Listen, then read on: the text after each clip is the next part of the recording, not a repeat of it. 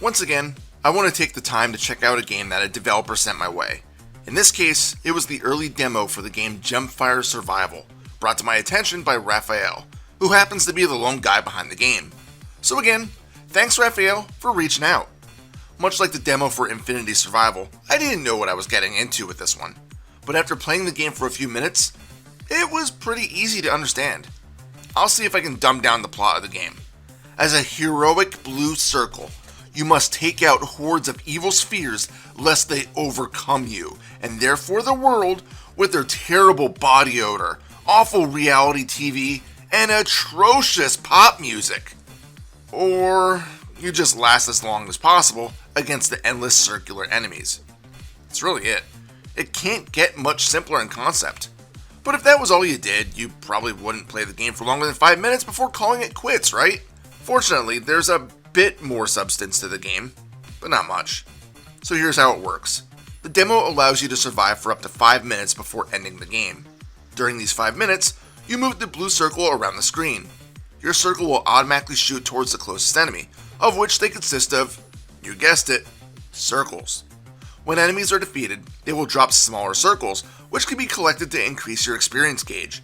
Level up, and you can choose one of 3 random perks that help you last longer. These range from things such as more powerful shots, instant health, and even more experience per orb, among other things.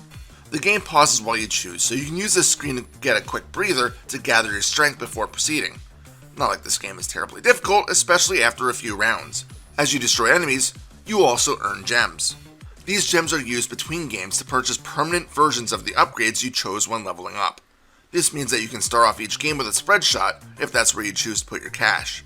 One thing to keep in mind is that after every minute that passes, a new boss will appear. These will typically fire back at you, and can tank quite a few shots before they finally succumb to the nether. When you first start and are underpowered, these can be difficult to slay without taking substantial damage yourself. But as you'd probably expect, get a few upgrades in your belt and even these bosses won't pose much of a challenge.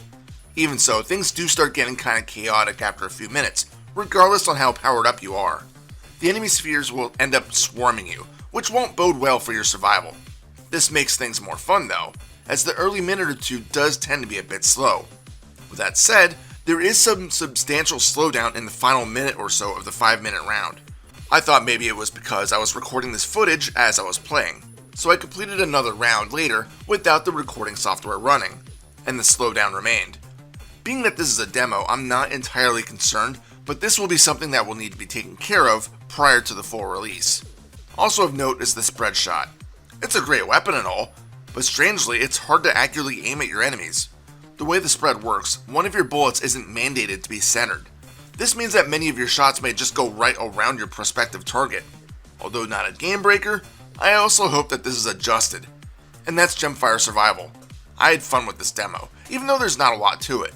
This is yet another game that I had to add to my wishlist, as although it has simple mechanics, it is strangely addictive. I cannot wait to see what else gets added to the base game when the full version releases on October 30th.